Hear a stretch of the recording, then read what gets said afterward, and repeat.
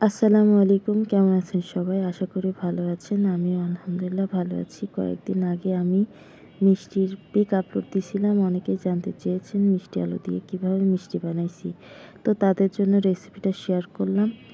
যাই হোক, আমার ফোনটা নষ্ট থাকার কারণে আমি ভালোভাবে ভিডিও বা ছবি নিতে পারি নাই।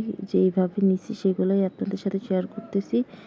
তো শুরুতে আমি আলুগুলো ছুলে হাত দিয়ে ম্যাশ করে ওর মধ্যে তেল, ঘি থাকলে আপনারা ঘি দিতে পারেন, তেল, আটা, বেকিং পাউডার, গুঁড়ো দুধ আর লবণ দিই নেই, কারণ আমি আলুটা আগে লবণ দিয়ে সিদ্ধ করে রাখছিলাম। তারপরে এগুলো আমি হালকা আছে গরম তেলের মধ্যে দিয়ে ভেজে নিব। আর হাতে লেগে যেতে পারে মানে শেপ দিতে গেলে, তো চাইলে আপনি বারবার হাতটা ভিজিয়ে নিতে পারেন।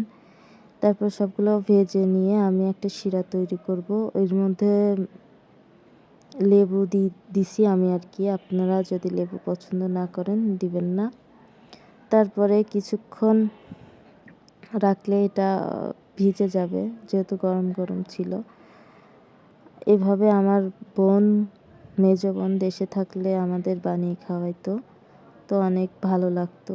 তো তাই আমিও চেষ্টা করলাম ওইভাবে করার, যেহেতু আলুগুলো নষ্ট হচ্ছিলো, আমার হাজব্যান্ড খাচ্ছিল না। অসংখ্য রেসিপি ইউটিউবে আছে, চাইলে সেভাবেও করতে পারেন, না হয় আমার রেসিপিটা ফলো করতে পারেন। আর কেমন হয়েছে জানাবেন। সবাই ভালো থাকবেন। আল্লাহ হাফেজ।